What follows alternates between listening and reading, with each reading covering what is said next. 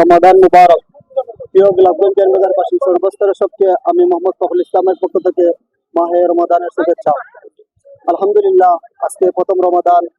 আমরা যেভাবে সবে সেহরি খাইয়া আজকে ইফতারের আয়োজন করতেছি, ঠিক তেমনি ভাবে আমি চাই প্রত্যেক গরিব ধনী সবে মিলিয়া এই গোলাপগঞ্জ বাজারের প্রত্যেকটা মানুষ যেন সেহরি করতে পারে, এমনকি তারা যেন ইফতার করতে পারে। অনেক মানুষ আমরা দেখি, অভাবী মানুষ আছে, তারা সেহরি করতে পারেন না, ইফতার করতে পারেন না।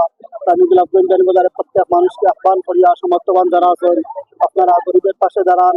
আপনারা আশপাশে যে গরিব ভাইয়েরা আছেন তার প্রতি আপনারা দাঁড়ান। সব আমাদের সমাজের সব মিলেমিশে যদি আসি, আলহামদুলিল্লাহ, আমার মনে হয় রমজান মাসে আমাদের এই গোলাপগঞ্জ বাজারের কেউ সেহরিতে ইফতারে কেউ আনা খাইয়া থাকতো না, ইনশাআল্লাহ।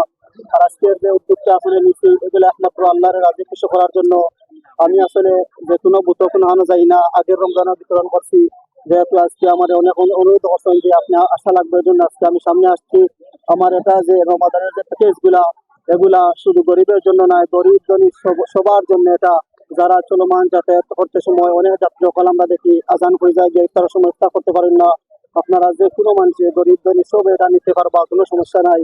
আর আপনারা আমার লাগে বিশ্বই দোয়া করবা, আমি যেন মানুষের সেবা করতে পারি, জনগণের পাশে দাঁড়াইতে পারি, দোয়াটা করবো ইনশাল্লাহ। আসসালামু আলাইকুম।